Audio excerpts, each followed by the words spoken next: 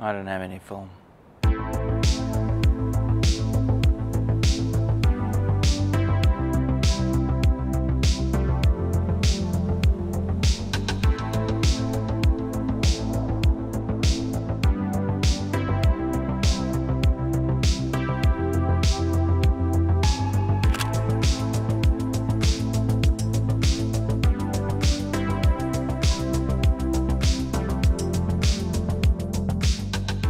So I recently got an opportunity to go all the way back to South Africa for a wedding and to see some family and parade the baby around the country. And I thought, what an incredible opportunity for me to also shoot the coastline of South Africa on film.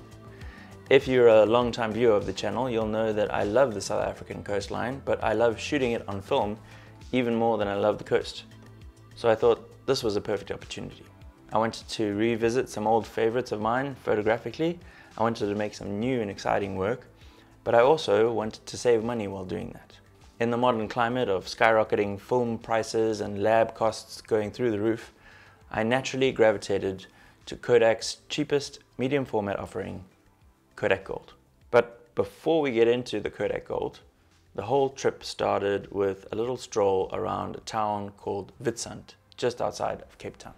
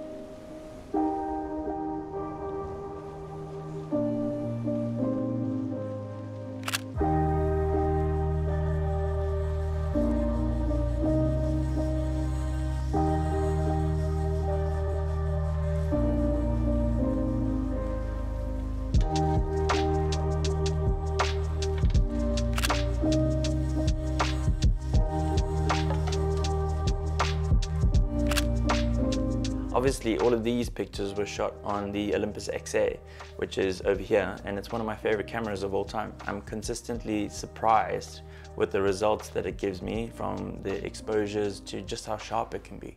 I mean, it's tiny. I made a review about it, which you can watch over here after this video.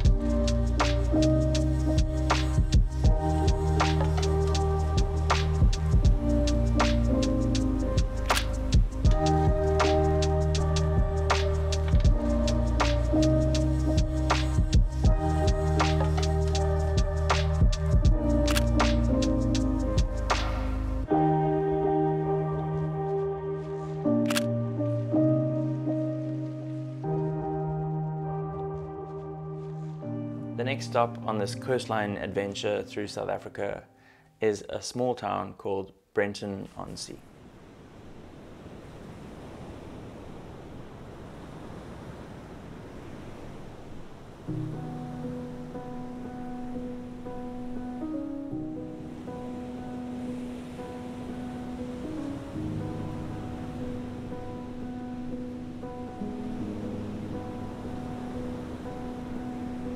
Saw you paint a picture of a face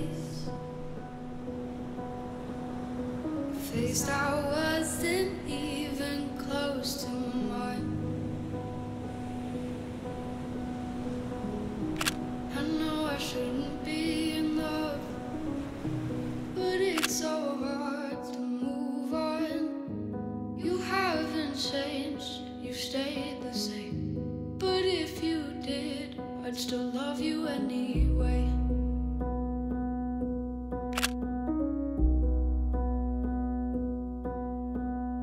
I'd give you the world like I promised I would,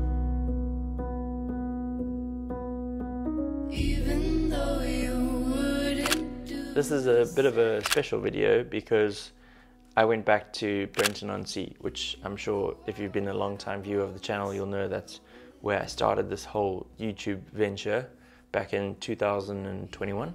It's also the place where my wife and I found out we were going to be having a tiny human. It's quite a special place for all of us, and it's even more special to photograph it and to have those photographs as like a little bit of a memory over time. More than 10 times. After 9 nights. The more astute viewer will know that this is my shadow, and that is my Mamiya, and that is the photograph I'm taking.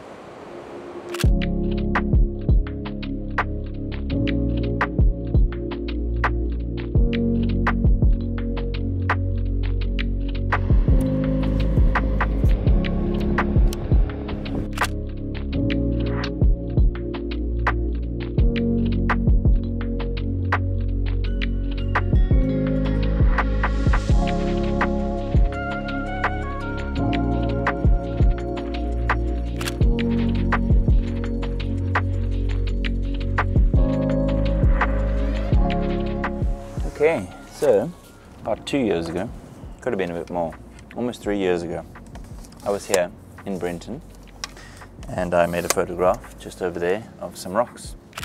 And I rather enjoyed that photograph, and so today I've come back to remake it at a wider aperture, get more of the shot in focus, you see.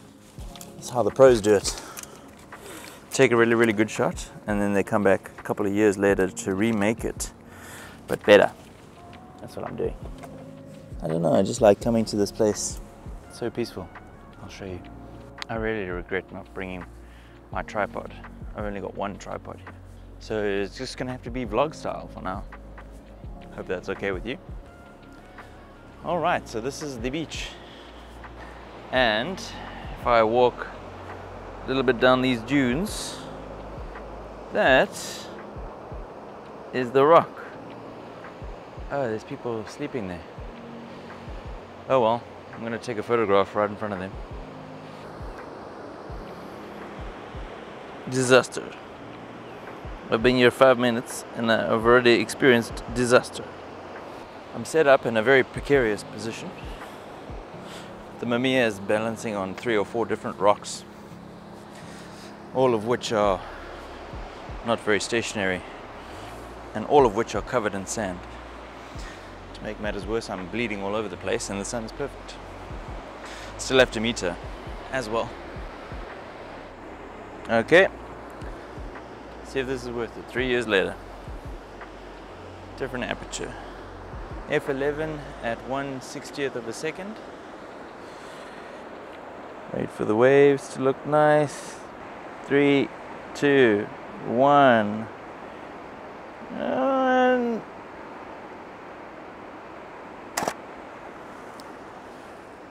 done. I love revisiting old photographs and taking a photograph of the same subject across time. I've done it a bunch of times with this Neisner Head lighthouse, which I've shot over a couple of years, and now I'm doing the same for this rock formation on the coastline at Brenton. I have no idea why I do this, and the answer is not immediately obvious to me. It's just something that I'm drawn to pursuing. I love the repetition of trying to get the same subject in the same condition across the years to see tiny details changing over time. But the bigger, ultimate meta reason why I take these photographs has not been revealed to me at this time. A small note on these Brenton rocks: from the angle that I'm shooting them at, they appear to be quite thick and chunky. But if you've turn them and you see profile from where I was shooting, they're actually incredibly thin. So my theory is that 20, 30, 40 years from now, those rocks won't be in that formation anymore and they might have collapsed. Here's hoping that that doesn't happen, but I'm pretty convinced that these aren't going to be standing forever. Here's another instance of me revisiting an old photographic subject. If you have been a viewer of the channel before, you'll probably remember this starry nighttime scene in Brenton, which I was pretty chuffed with when I got it. Now, going back to Brenton on Sea, I wanted to take a photograph of the same building, but in a completely different lighting setup. So I waited until golden hour to revisit this beautiful subject that I had photographed at night last time and see what it looked like in the daytime. I really think that these images complement one another. It almost feels like a different house altogether at daytime. I'm glad I shot it from the same angle so that you can really see the differences, but I still think that I prefer the nighttime scene. The daytime scene is just a bit too plain and there's nothing really going on there, but at nighttime you kind of feel like there's a story there. There's like someone in the house, warm and cozy on a cold night, and the stars in the background. It's just a really beautiful image. And in the daytime shot, a lot of that life in that first photograph is missing.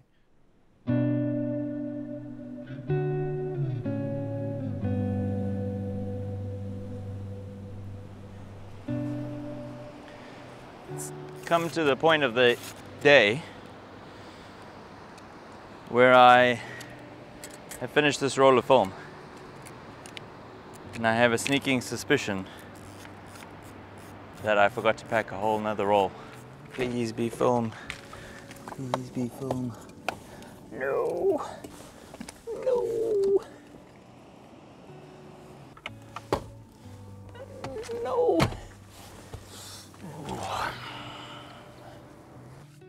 I had this whole plan about going back to all these old compositions I made like 3 years ago. And before I left the house, I packed a roll of Kodak Gold. And I was like, don't forget this, you're gonna need it. You only have 2 shots left. And I forgot it. But there is good in this world. There's a beautiful sunset out there. I'm alive, I'm healthy. I have 1,000 subscribers. There's lots to be grateful for. I just don't have any film.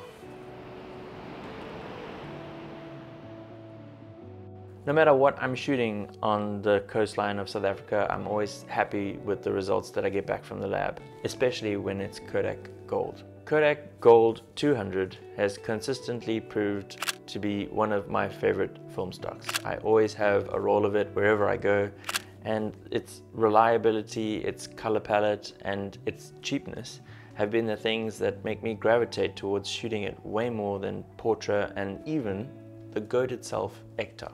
For a deeper dive into Kodak Gold and how it handles different lighting conditions, I made a video about the film stock when it first came out, which you can watch over here.